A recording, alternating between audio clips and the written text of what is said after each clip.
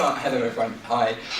My name is Matt Applewhite and I'm the commissioning editor at Nick Hern Books, and we are one of the UK's publishers of plays and then books about theatre, theatre craft, theatre careers.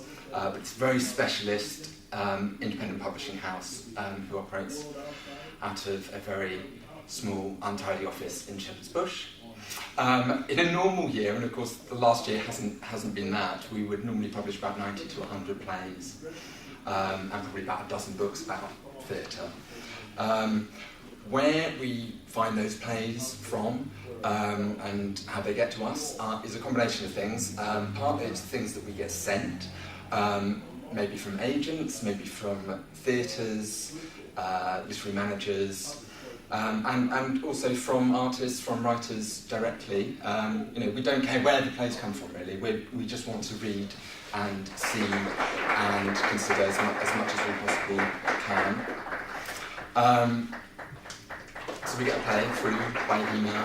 Maybe we've gone out to sort of solicit it as well. I know that when a new season is announced, like it was this week at the Bush and the Donmar, on the same day, and Travis and the Edinburgh Fringe Festival, such as it's happening this year, all announced in the same 2 days, then probably us and the other publishers, and that's Faber, Mercury in Drama, and Oberon Books, who are both imprints at Bloomsbury, probably descend like vultures onto all of those plays and playwrights. Vultures is probably the wrong word, isn't it? But anyway, because basically, we're really keen to publish early to mid-career playwrights. It does tend to be that a lot of plays that are going on at venues all across the country are getting published in this day and age. There was an article in The Stage this week by David Edgar, who is a long-standing, more experienced, shall we say? That's a polite way of saying older playwright who had done a sort of survey of the number of plays that have been published over recent decades, actually. Now, back in the sort of 50s and 60s, it always used to be that a play was put on, maybe at something like the Royal Court, and when it became a big hit and a big success, that is the moment that it was published. It was often published in hardback, they're often quite expensive, and it was also done, months after. Now, when Nick Hern entered publishing, so he was first of all drama editor at Mercury, and he wanted to sort of both shorten that process, but actually to bring in publication right alongside the moment of production, because at that time he was living out of London, and he knew that, and actually he was teaching in Hull, and he couldn't access all these new plays that were happening on the stage of the Royal Court and elsewhere. And what he really wanted to do was be able to be up at his desk in Hull and immediately be able to read what was happening on the stage. So he introduced what we call now programme text, and you've probably seen these because they're available at lots of different theatres all over the country. And it's where the programme and the play text of the production sit in the one book. And so it's published at the moment of production. It's available to audiences in theatre for £3, £4, £5, much cheaper than the cover price. But also it's available to audiences, well, not just around the country, but around the world, who may not be able to get to see the production. Maybe they live too far away, maybe it's a big hit and it's sold out. And they're instantly able to access the play on the printed page. And increasingly, obviously, that means the digital device as well. Tell me if I'm going into way too much detail, and this is really boring. You can tell me to wrap up. So we still do that to this day. We're always looking to publish things that are happening and live, because when you set about writing a play, I would always say, don't think too much about the publication. That will come. That needs to be your afterthought. First of all, your theatre writers, your playwrights, because you are thinking about and care most about what this play will look like on the stage. Now, the publication is a very nice thing to have, and it will come along at that moment of first production. But it shouldn't be your focus. You need to be thinking about the experience of the audience, seeing this as a living, breathing, up on its feet, dynamic piece of theatre.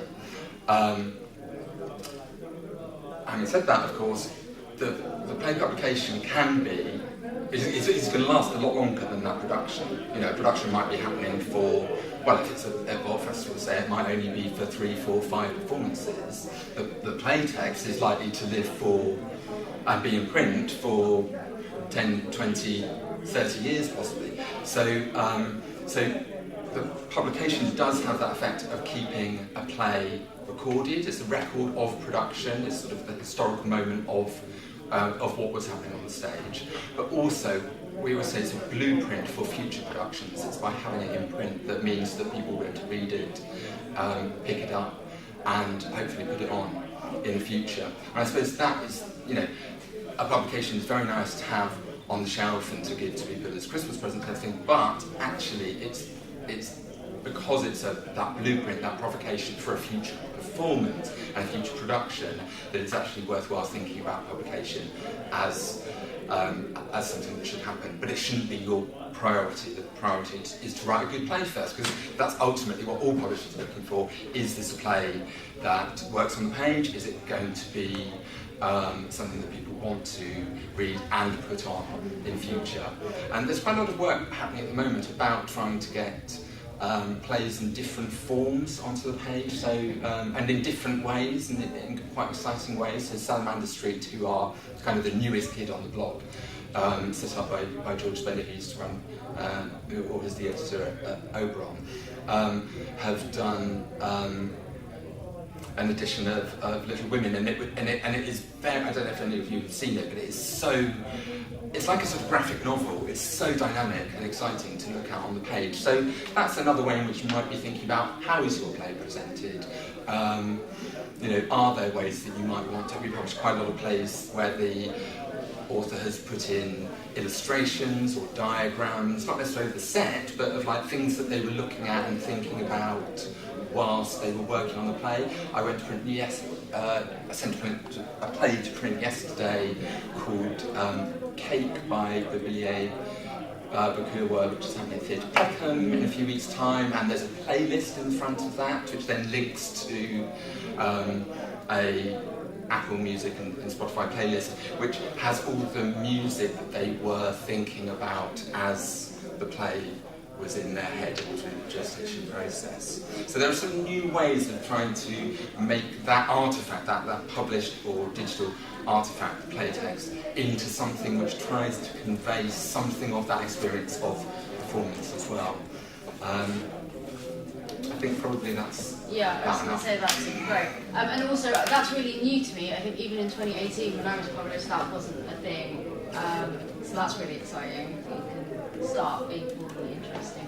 Okay, thanks. Dilek, do you want to go on it? Do I win it? Yeah, that's amazing. I'm just going, well, hi everyone, I'm Dilek. I am the talent development producer at the Mercury Theatre in Colchester. I think it's probably useful just to give you a quick background of where I've come from.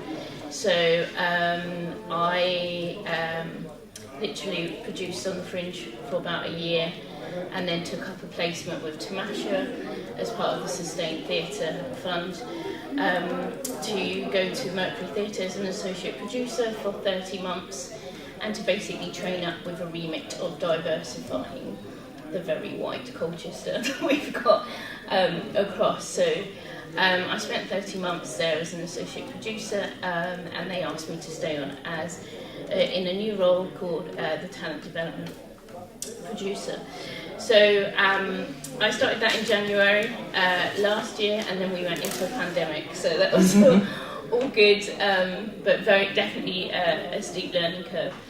What I do at the Mercury is I look after artistic development, as well as programming our studio, as well as producing our Mercury Theatre shows, because we are a producing house in the East, as well as producing the lates and whatever's going on in the bar as well. So I kind of get to see a cross-section of everything.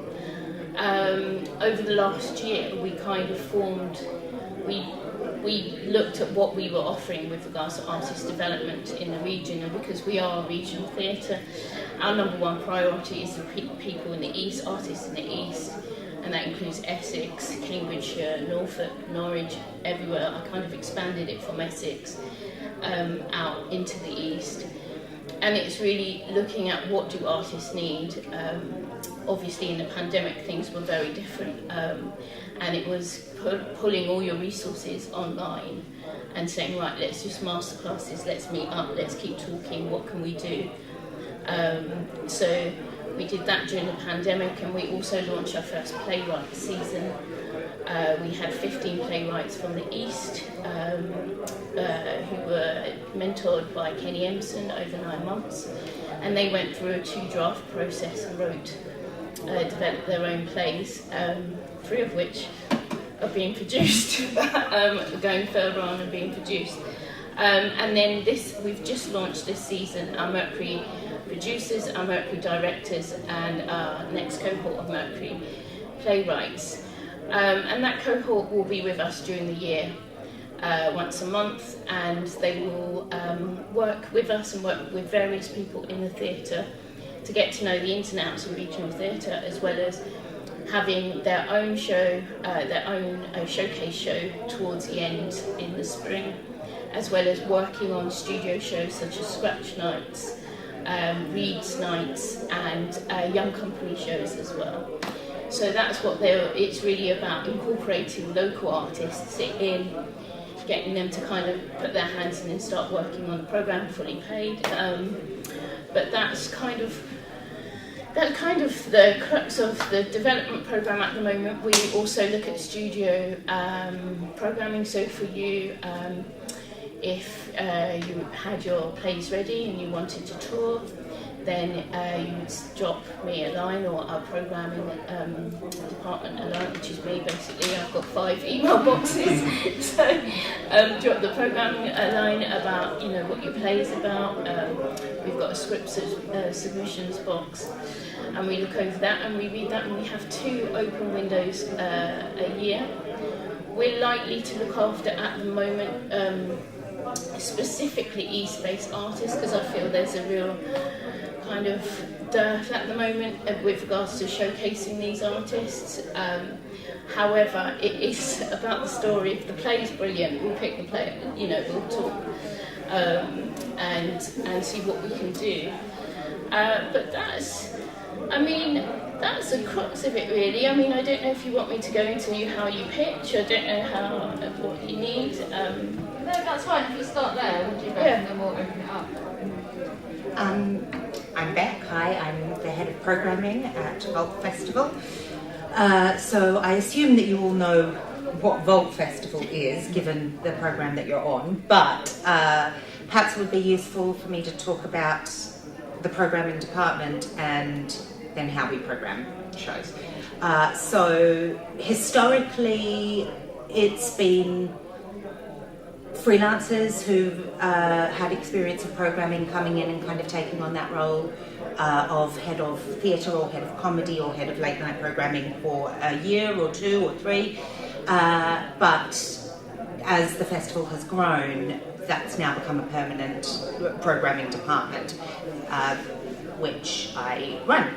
So there's myself, so I'm the head of programming, and then there's 2 heads of strand, so head of comedy, head of late night programming, and then we've got an artist development coordinator who is sort of a liaison for the artists, of which we usually have 3,000 to 4,000 artists working with us in the festival each year. And they also take care of all of the opportunities that we offer during the festival. So workshops for how to create a safe space in rehearsal room, or workshops for neurodiverse artists, or how to be sustainable in your work, or all of the kind of panels and workshops and things that we run both prior to the festival and during the festival. And then I oversee all of that, and I also program all of the theatre strand. So the way that we programme, unlike other festivals like Edinburgh or Brighton or other kind of theatre festivals, we are a solely curated festival. So although in Edinburgh the big five, say, so Pleasance Assembly, Gilded Balloon, Underbelly and Summerhall, curate their programmes and have individual programmes, if you want to take a show to Edinburgh, there is a venue for you.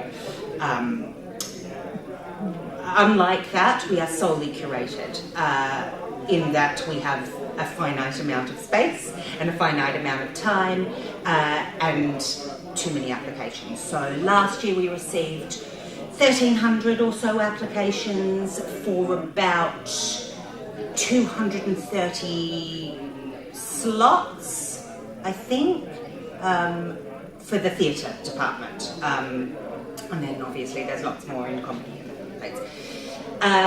The way that we programme is myself and a programming team read those applications, so I read every single one, and then readers are assigned based on the genre that you pick in your application. So I get an expert in cabaret and burlesque to read all the cabaret and burlesque applications, someone to read the physical theatre, someone to read the immersive, someone to read the spoken word, and kind of divide it up that way. So I'm kind of the control that's looking across the whole programme, and then different people with different expertise come in and read.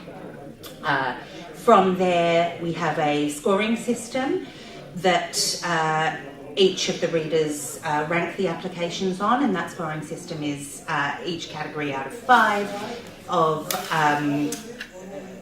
concept, is the idea good, team, how either experienced are the team or how confident are we on paper that the team that the application has provided can deliver what they've said.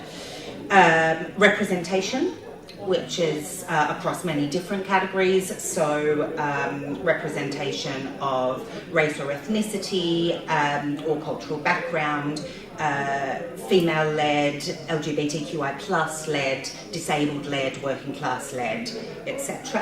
And the aim of that is obviously to diversify our programme, but also diversity of form. So even if the quote-unquote best 50 applications, if they were all about, like one man shows about toxic masculinity, even if they're all brilliant, we're not going to program them all because it's really important to have diversity of form in the festival as well. And then the final 2 scoring categories are audience, so based on our experience and who our audience is how much, what's the appeal of the show to our audience, and then opportunity. So is Vault Festival the best place for this show? How much opportunity is it going to give the artists? And that last one I think is really important because it means that we do weight fairly heavily in our scoring, not just the best applications, but the companies that it tends to veer towards emerging companies. So companies who can't get their shows on elsewhere, who need a platform that Vault Festival can provide, which is why we are sort of an early to mid-career festival. On top of the application process, we also do direct approaches, particularly if we're looking to fill a certain space, or for example, next year is our 10th year anniversary, so we're looking to get back maybe great shows or artists from the previous 10 years. So I will go to people directly and say, do you have a show or do you want to come back? But it is primarily an open application process that is then curated into an 8-week festival with approximately 70 to 75 shows across all strands every week. Great, thank you. Okay, questions? Initial questions? Or what would you like to hear more of? I guess I'd like to know a bit about the evolution of a play once the writer feels that it's at a final-ish draft. What happens then? Or what in your experience happens then, or what are the paths that it can take? is it very much reliant on you as an individual making it happen, or yeah? I can start from my perspective. So when we get applications, we're often getting them with only an excerpt of a script or an unfinished script or the promise of a script, or in fact no script at all, depending on the genre or form of the show. So those applications can come solely from a writer who's like, I've got this script, I want to put it on at Vault Festival. If I get accepted, I'll start to assemble a team. And then, depending on their level of experience, they may have the networks to find a producer, a director, a design team, things like that. They might not know anyone and it be their first play, in which case, if we program that show, then we would do our best through resources like this, but also through our networks and things, to begin to pair that writer with people or point them in the direction of people that they might be able to help them put together that team to be able to realise that show. It might be that a director applies with a show. I really want to put on this established script. We happen to be a festival that would very, very rarely take previously classic work, not previously performed work if it's been on a tour of the UK or things like that. But it is very, very unlikely that I would program a reimagining of a Shakespeare or a rethinking of a Kafka or something like that. That's not what Vault Festival is about. It's primarily new writing, which means there is a lot of opportunity for new writers. In terms of the evolution of that play, I think we're sort of the first step before even these two, where it's a chance to get it on its feet. It might look slightly more like a work in progress. It might look slightly more like an R&D. Probably not a script in hand performance. It's unusual that we program a script in hand performance.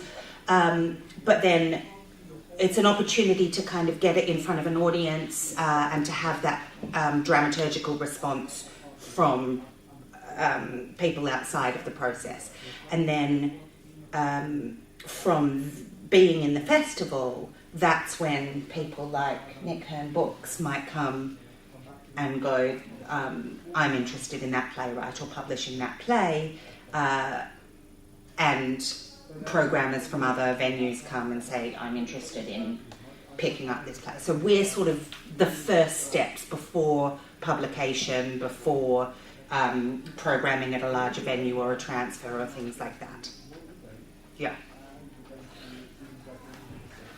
Yeah, what Bec said basically. I mean, I have to say, I think Vault is the most fantastic opportunity for writers. I was going to say in London, but actually probably anywhere in the UK, because of the range of shows that go on there every year, but also there's fantastic, I forget the word you use, Bec, conditions or criteria that you're judging by. It's the most sort of open experience. I mean, there is competition. You've heard how many shows apply and how many slots there are. So it's quite, it's a challenge, but it's one that you should definitely try, because I don't know how many of you have been, but it's just the most exciting sort of engine room of activity. It's just fantastic. And we do actually, we've done, I think, 5 now publications of plays that have been happening at the festival.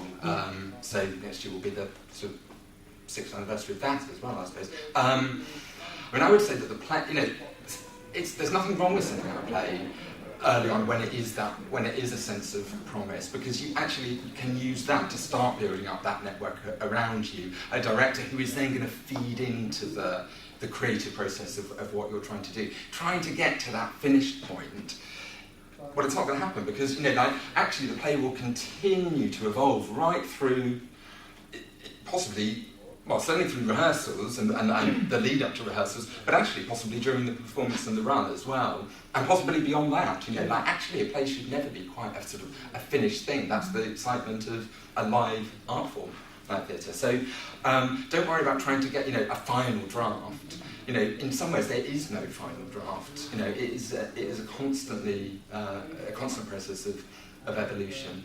But send it out to people working in development, in theatres, festivals, agents as well.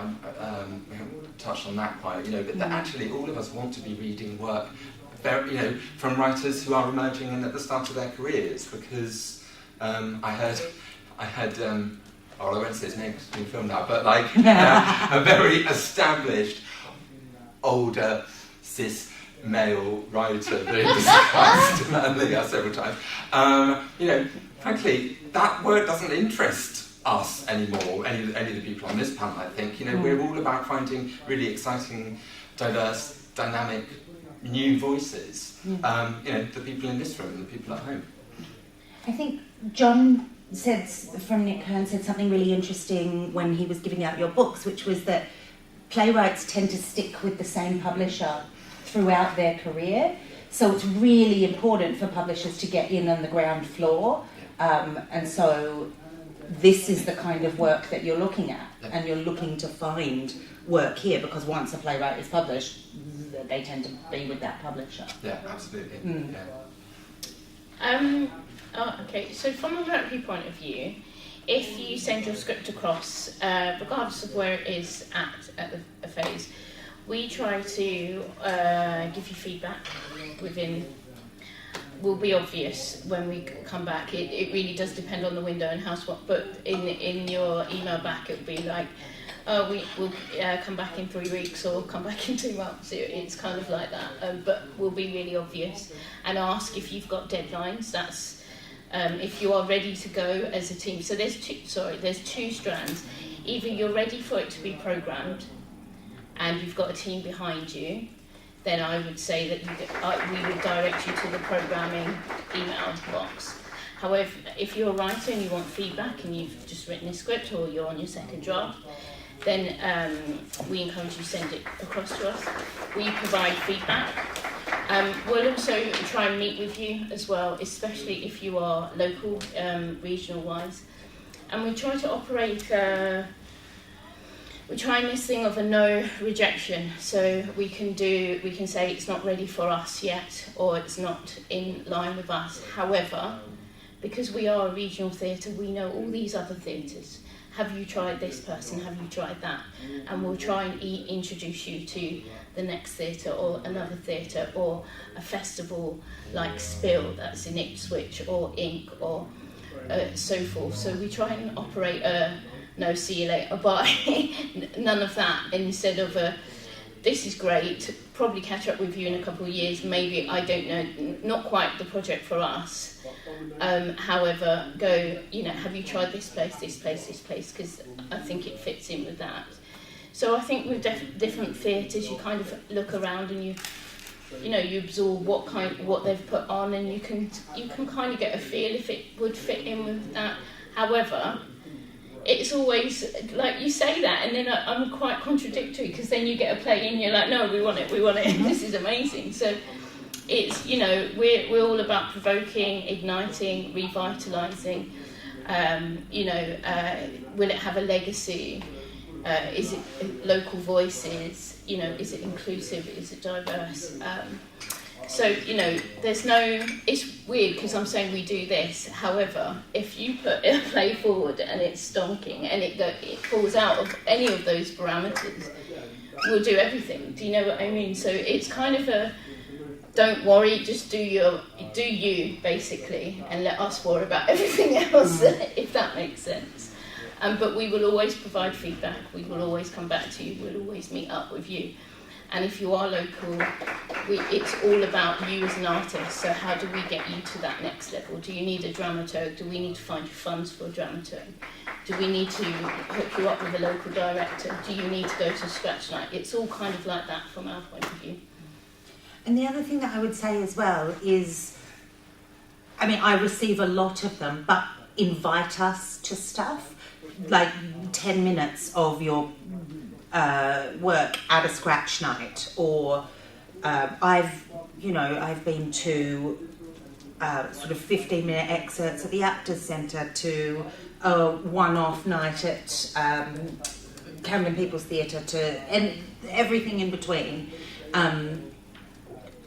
but invite us to work, because often, particularly I think with the changing forms of writing and what you were talking about in terms of what a script looks like on the page, it can be quite difficult to understand your vision from an excerpt in a script. So although you may not get a reply or people may not come, like, don't be afraid to invite people to stuff. When I get the chance, I always go. And put that on the top of your email, please. Just I always get the date that you put your date or what you need at the top of your email. I always say. Yeah.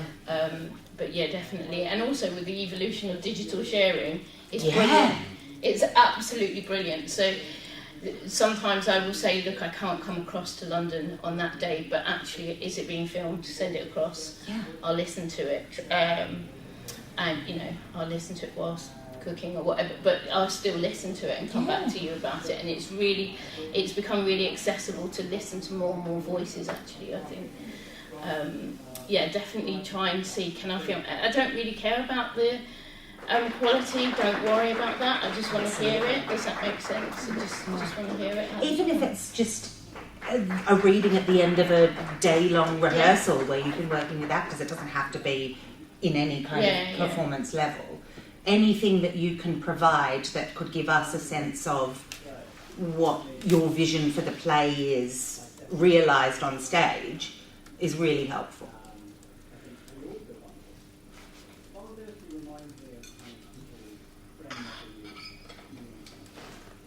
I was hoping, Bec, you could talk more about, I know you touched on it in quite a bit of detail, but what other opportunities a writer can get out of a festival. So, for instance, I watched Big Girl Words at the Vault, and it was like amazing. And I read up on the writer, and it was work that she had created at Soho Playwrights Group, the Theatre Lab, and then she was able to showcase it. And at the end of the performance, she had us scan a QR code to then give her feedback on what we liked and things like that. So with something like that, where does she go? Like, what's her next steps? That's a really good question. So that's shouldn't say names. So she was programmed as part of the Fringe Futures Festival. Those were all kind of one-off work in progress shows.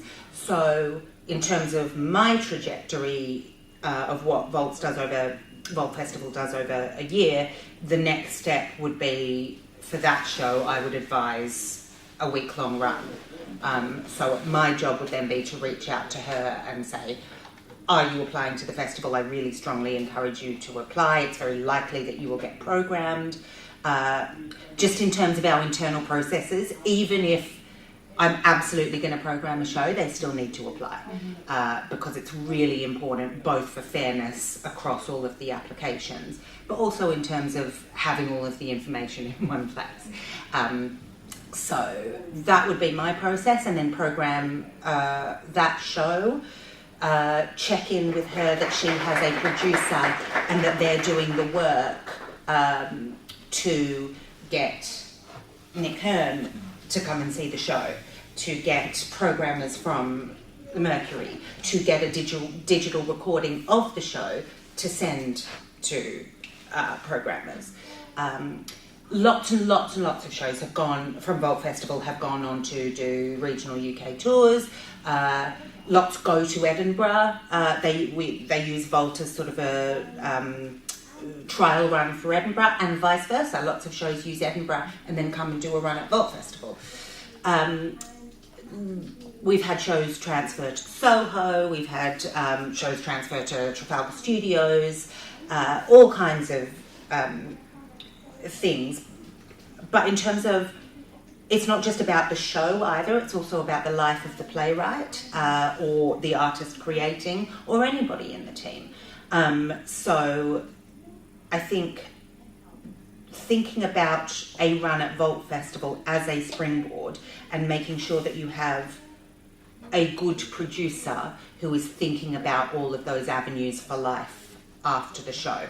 Because internally, we're quite a small team, and we can encourage you in the right direction, but we can't be on the ground for every single show being able to say, have you invited this person, and have you thought about this, and have you set up your digital recording, and where are your finances at, and have you applied for this fund, and things like that.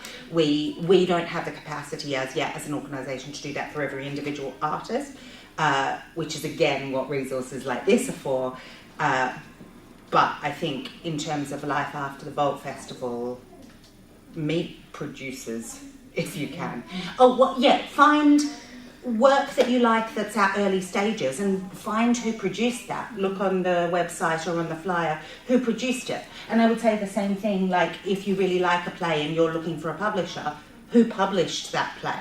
Who's doing the kind of work that you really enjoy? And then get in contact with them. And they might not be able to do it, but certainly as a producer, but they might be able to point you in the direction of someone who can. I think it's about being tenacious. Yeah, and I think proactive, I think, in terms of programming wise, is that if your end goal is not vaults, it's got to be, if you meet up with, not it's got to be actually, if you meet up with a producer, think about your long-term goal of the piece, because that will enable you to go back and go, okay, we'll go to vaults, and then maybe the year after we'll like to tour, maybe that Christmas by that what is that season? Winter, there we go. And maybe by that winter we'd like to tour after going to Edinburgh. I think I see sometimes teams have got stuck because they stay in one, all they're thinking is getting ready for a festival, and then midway through the festival they think, well, where are we going after this? And it's too late because programmers are already booked up to see all the other people who have reached out to them in January and December saying we're going to, or whenever the vaults is saying we're going to the vaults, or we aim to go to the vaults, then we aim for this tour, then we're aiming for that. So it's always like, where do you see your long-term goal for your project? At the very start of your project. That will also help you with your Arts Council application, so that they do know when you're going in for an R&D, this is because we want to put it on. This is our long-term vision for this project, I would say.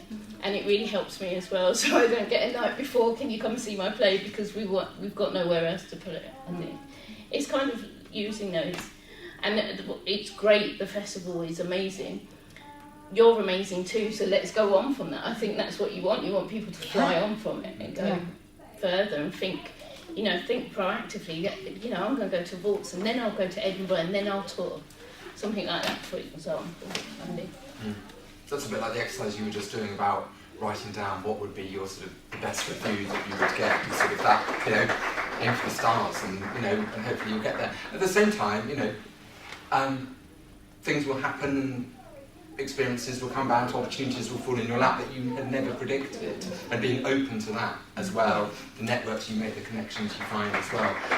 Actually, maybe yes, you're aiming for that, but actually you might find that you're creating better work. You're being more inspired and excited by going off in a different direction as well. So that's sort of the best artists are those who are constantly alive, not just to the world that you're trying to express and the emotions you're trying to express through the art, but actually the career itself demands that as well, that you're open to all the stimuli that are around you. If you're speaking in reference to Vault Festival or at Edinburgh, if you are there with a show, go see as many other shows as you can there. Find out what you like and you don't like. Find out the artists that people are working with. See if you can have a chat with them in the bar afterwards. You don't have to drink. I'm wary of saying drink. But there are people there across the spectrum of people making their very first show to people who've done Vault Festival 5 or 6 times and have had their work go on in many other places. So use that environment to network. And I know that can be really scary. So if you're not the person who can just go up to someone and say, I really liked your work, send them an email. Find out who they are on programme and send them an email, or go to one of our sort of talks or panels and just listen and find out. Even, to be honest with you, even if your work doesn't get programmed, I know that it can be really disheartening to apply and not get in, but I would advise you to still go and see what kind of work did get into the festival and what kind of artists are making that work. Yeah. Definitely. I know those kind of, I know I'm definitely an awkward hedgehog when it comes to speaking to people and speaking after, so I'm definitely kind of an email person, or get Gularana to introduce me or whatever. I understand the awkward imposter kind of thing. I tend to, it's quite interesting. It is this research element of finding who you love and working their career backwards and going, how did they go, how did they do it? But you'll get there. You're amazing, so it's fine. Get there. Where is there? Do you know what I mean? Yeah. It's the beauty of agility, I suppose. That's what you're saying. Like, who knows where you go? It's quite exciting.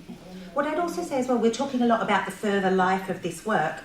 It's okay and successful if the work doesn't have a further life as well. If, for example, you do apply to Vault Festival and you get in and then you want to tour it or you want it to transfer and it doesn't happen for that piece of work, that's not a failure.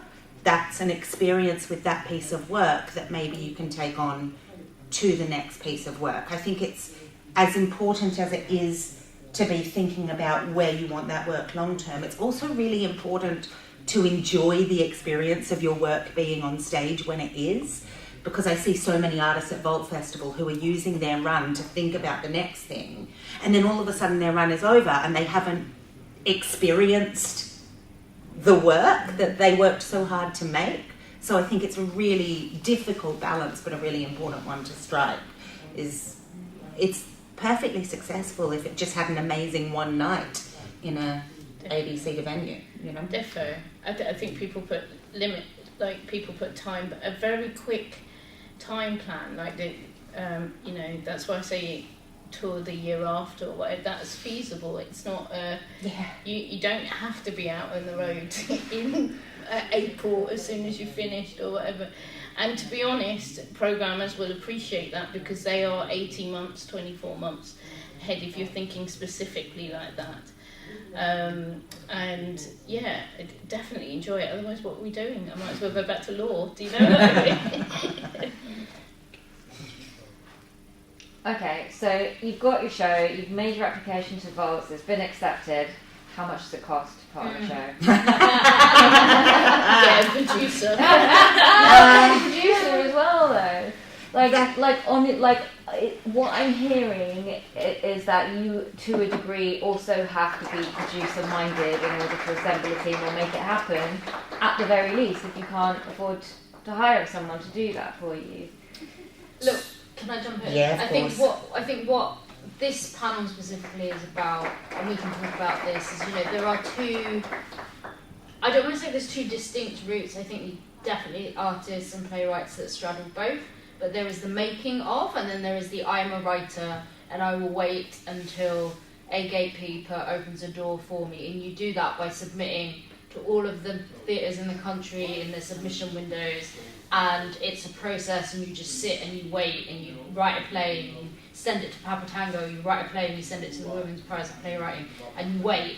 Or there's the maker route, which is, yes, you do have to be slightly producer-y minded because you're like, unless someone comes to me, I am going to make this happen. So then when you start and you like, this play, and I'm going to use Enyus as an example because I think it's a really potentially great play for Vault in that it's small, it's intimate, but it also has bigger potential. So Enyus says, right, no one's coming to me, I'm going to do it myself.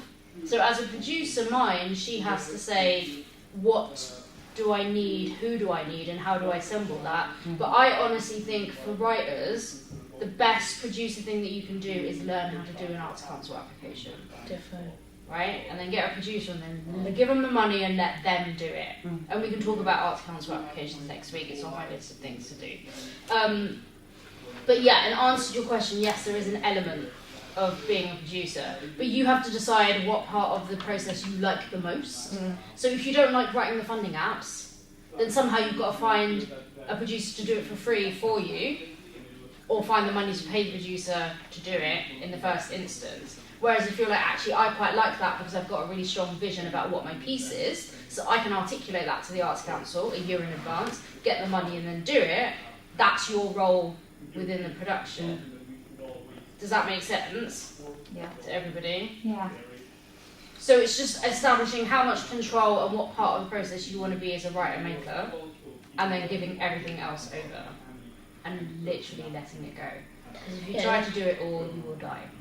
Sometimes we go into co-production with a writer because they've got some funding from Arts Council. But what we will do is they kind of hand over the producing to us and we'll sort it all out. But it's called a co-production because the writer will go in. I think it's extremely rare for a writer to just write a play, submit it somewhere, and then their writing career takes off. And I would suggest that across most early career artists, that in some way or another you're self-producing your work, or producing in a team or whatever. The only example I can think of, who's that 19-year-old who got her play published she's really famous, who am I thinking of? She got her play published at the Royal Court. Jasmine Jones. No, like it was Polly Stanley. Polly Stanley, thank you, Inu. Who's like, that's We're like on video. That's literally the only writer that I can think of off the top of my head. Yeah, but who also just submitted. Sure. did you read the article in The Guardian? Yes. Yeah. You can edit that. But I like, regardless of her other opportunities, that is one of the only writers I can think of who's like wrote a play, submitted it, someone produced it. The majority of people work their way up. So you do have to, I think, have some kind of self-producing skills. In regard to your actual question about what it costs, how long is a piece of string? In the sense of, we are one of the few festivals that doesn't take any upfront money at all. Every cost that you have comes out the back end after from your box office revenue. So the cost of your venue hire at Vault Festival will take from the box office revenue. If you pick up any kind of marketing costs, like you take out a larger ad in our brochure or whatever, that all comes out at the end. So upfront, nothing. It's quite rare that artists end up owing us money at the end, say if ticket sales haven't gone well, but it does happen.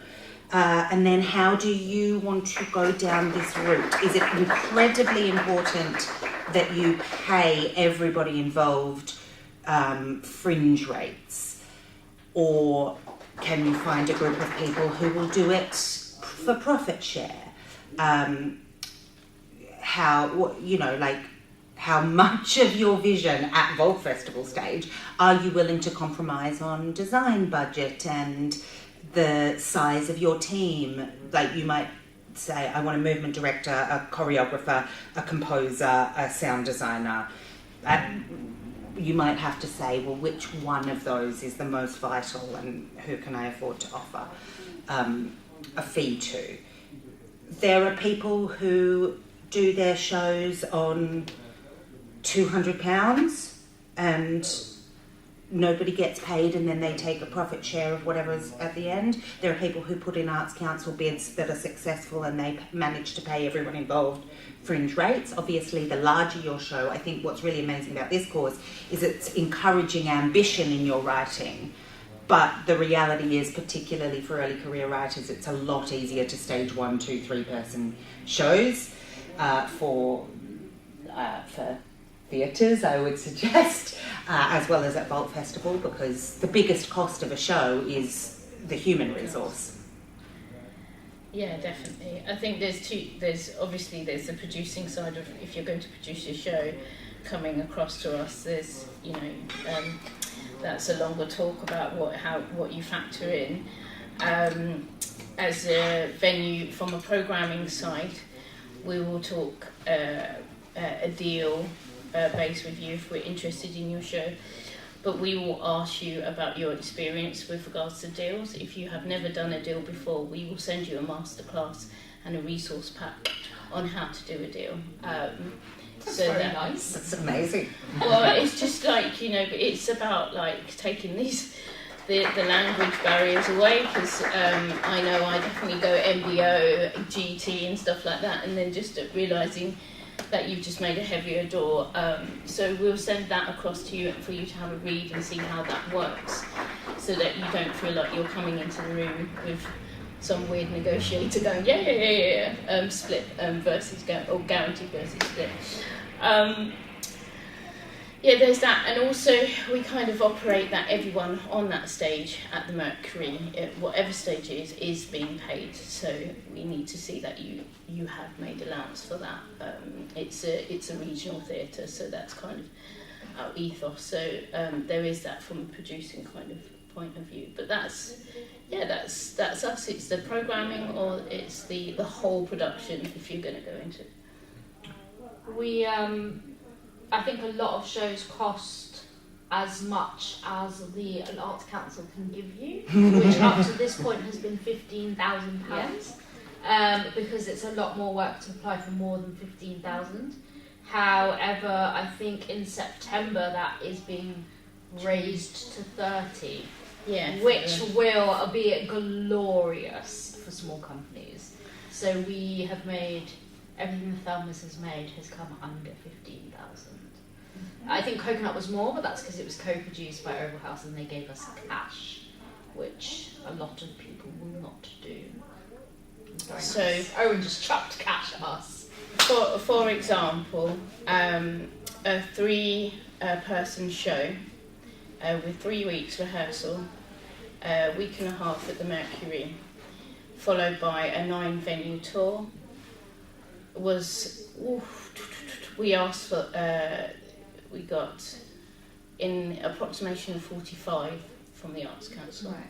But it's over that, right? So because there's more costs that we've provided in kind. Mm-hmm. So you're looking at 60, 70. Mm-hmm. These shows are not to make profit, you know what I mean? But that's what you're kind of looking at. Mm-hmm. But if you're working with us as an artist, we will send you how to do a budget, and we will send you the formulas for you to work out, for you to start playing around with those kind of templates. And we will have it on our Connects resources, which is our eSpace Artists resources page. But again, it's like Gularan said, it depends if you're going to end up producing it, being much of a producer of it, or if you're going to just step back and find a producer to do it. Mm-hmm. Oh no, I have a question about Arts Council funding and lining that up with the vaults as well, because presumably, like, it's a bit chicken egg, isn't it? Like, you've got to apply to the Arts Council funding with a view to say, I'd like to programme this at the vaults, but then you have to show that it's been accepted at the vaults. So how do you make it line up? You don't. You can't. So you could be applying to ACE and then not get your spot at the vaults, and then what? You don't get Then you do something else. You take But it somewhere. I mean, so again, the second show that we took 2 shows to Vault in 2020 because we have some.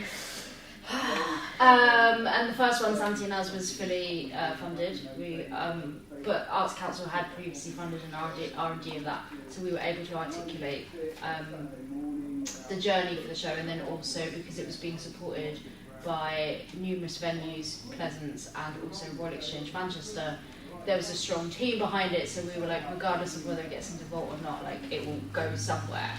The second show got knocked back twice from the Arts Council, and the first time was because we didn't know whether it was going to get in a Vault or not, and then the second time, the feedback was just upon reflection, other applications preferred. So there is no safe bet with the Arts Council. But I will say, the closer it gets to Vault, the trickier it gets to get that funding, because everybody's getting their funding in, and it's all for Vault. Because by that time, applications have come back, so everyone knows that they're making a show, and there's like, shit, let's find funding. Whereas if you do what we did with Santi and Naz, which was apply super early, then you're much more likely to get it. But then the chicken and the egg scenario is, if you don't get into Vault, then you might not get the money. But they don't know that. So Arts Council, so what I've heard other companies have had is that it's agreed. So they'll get the funding, but the C word. Condition. Thank you. The condition is that before they give you the funding, they want to see the yes. Right. Okay. And the other Arts Council has put on other funding conditions before. I know that when I was commissioned via Arts Council funding, that they would not hand over funds to the producer until they had signed contracts from every artist involved in that production, which is quite difficult because I couldn't get paid until they hired a director. There are also other funding avenues apart from the Arts Council. Are there? Less and less, but there are local borough funds. When I was at a theatre in Hackney, for a lot of our work, I went to local borough funding, either from the local authority or from smaller venues, particularly if your show speaks to a very specific theme or audience or things. So there are funds that focus on funding for disabled artists, or thematically the work focuses on disabled people. There are funds for women, there are funds for LGBTQI+, there are funds for working class people, either the makers or the thematic concerns of the work. Less so, and it's sort of a bit throwing everything against the wall in terms of, like, I've gone to funders who want nothing from you. They're like, we have this amount of money to give out that we have to. Here is £3,000, please never speak to us again, because they don't want to deal with the paperwork. Who are those people? And I also have funders who are like, here's £500, now send me a report every single week, and send me all of the monitoring data, and send me like this and that and the other, and you have to write a 20-page... socks you had Exactly. last Friday. And you have to write a 20-page report, and you're like, £500, I don't know if it's worth it, to be honest. There are other funders out there. Yeah. They are getting fewer and further between, but they are there. I think if you're looking for funds, and I know this is off on a tangent, like Bec said about other funds, think outside the box. I think there's a Peggy Ramsey is a playwriting fund, but that is been produced previously. There's the one before it as well. I can't remember, but there is one before it. But there's. I would definitely look at local authority. I would definitely look at what your play represents. If it is, for instance, we had a Polish play heavily funded by the Institute, the Polish Institute, stuff like that. Just think outside the box of where else you could get that funding. Also, that would help you when you go back to Arts Council, because you've gone, I've got this, this and this, and they go, oh, okay, it's been backed. Yeah. We've had plays at Vault Festival funded by embassies of, if they're from a particular country or things like that. Absolutely. And I was going to say British Council, but that's not helpful anymore, is it? The embassy is really true. Like, I remember once seeing this like random thing that my friend sent me, and it was for 10 grand from the Moroccan consulate in London. But their requirements were like very historian based, but like they're the type of people who don't want to hear anything after. They're like consulates in England. I remember the first Fringe play that I produced. I think I did about 4 or 5 quiz nights. Do you remember? I literally was just like, I don't want to say this on film, but whoring friends up. Just going, like that's how I started. Friends, family first, funds or whatever, but don't try not to lose everyone. But it's kind of interesting. But you definitely can look at creative funds, and there's a website that has it all. Yeah, Funding Central. Yeah, that's it. Is the website. If your play speaks to a particular part of British heritage. You can look at the HLF, the Heritage Lottery Fund. Yeah. Paul Hamlin, Esme Fairbairn, lots of them have like smaller pots of money. They primarily give out big amounts, but there are places that, you know, you get £1,000 from here and £1,000 from there, and What's you're on the, your you way. said the Heritage Lottery Fund and another couple of... Esme Fairbairn, Paul Hamlin. Gosh, do you know what? They're all gone out my head. I know, right. The Gulbenkian, the Lloyd, What was that one? Gulbenkian. I look at the science ones as well. The Wellcome Trust. Wellcome funded something. It was a very sort of corporeal play, very much about the body, and Wellcome do a lot of kind of body science stuff, so they funded the work. I used to go to big, so I went to big building firms who have to put money into the community. And they don't care where it goes, it has to be put in.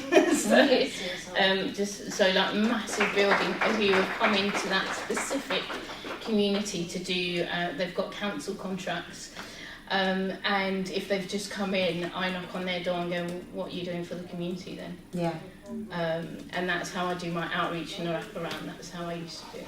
Sainsbury's Co-op, they all have funds. They're, like, none of these things are easy, but there are other avenues. Yeah. I once got money from Starbucks when I was like 21 to do this like portrait exhibition thing, and they gave me loads of money.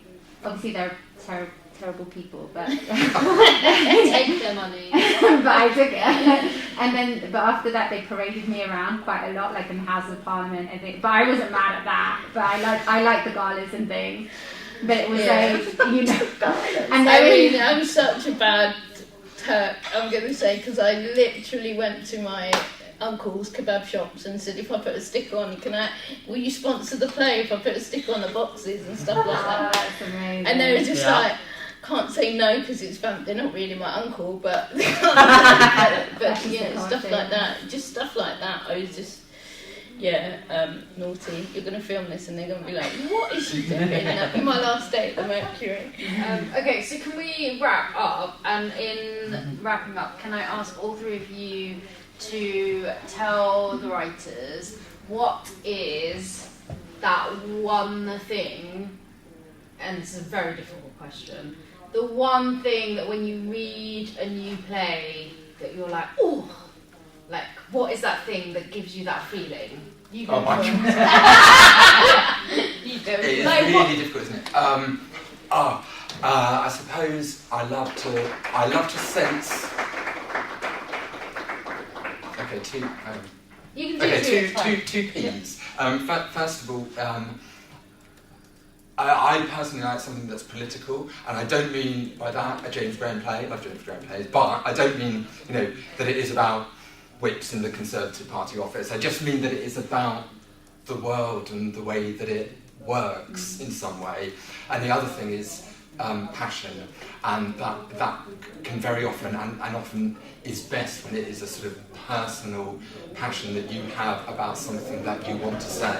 That's very generalised. I love all sorts of plays that are not remotely recognisable from one another, but I think you can just get a sense when there is something that the writer has to express and there's no other way in which to do it other than trying to put it on stage.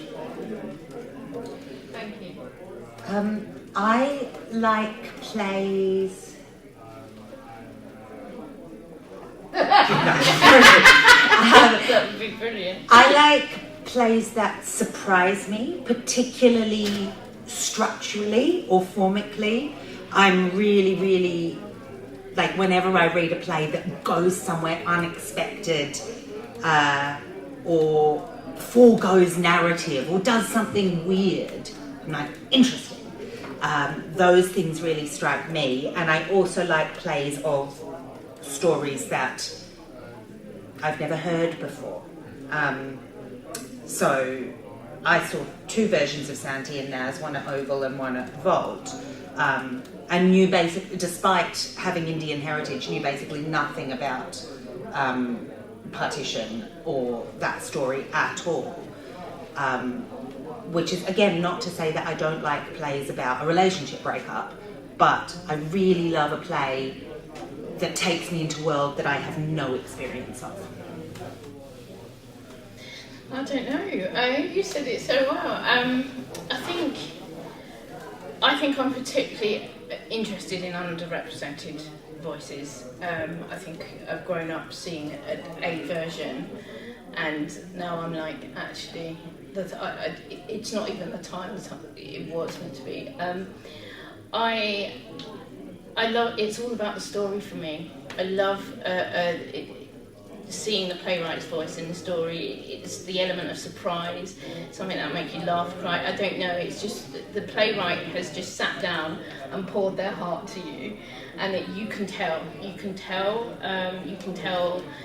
how great it is. But I'm also I love the playwright as well as the play. Does that make sense? You start forming that. This is brilliant. It's not just. You start really liking both, if that makes sense.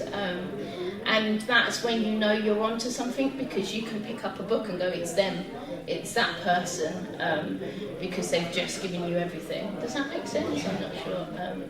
I just thought of something actually that really comes into play when I program. I want to see plays that are specific, that they might speak to universal themes, and like if I don't relate to the specific experience, I can relate to it more universally. But I think stories are much better told from a place of specificity than I'm going to write an LGBTQI plus story. I want the background. Yeah, that's the theme. I want specificity I always in the story. I always say, but for me, like one of my favourite musicals or films was always Billy Elliot, because there's so much going on in that. And the politics is behind, but no one's teaching you anything. Yeah. Do you know what I mean? It's this beautiful story of this boy who wants to dance, and everything else. I just remember watching it, going, "Gosh, I actually lived through those days. I can't remember it." And you're just seeing it, and every time I watched it, I remember noticing something different. But actually, it fundamentally was down to this family, the story and the beauty of it. That's kind of the best I can describe it. Such a good example of such a specific story being so universal. But it is but everything else so precise, isn't it? Yeah. Great. Thank you very much. Thank you.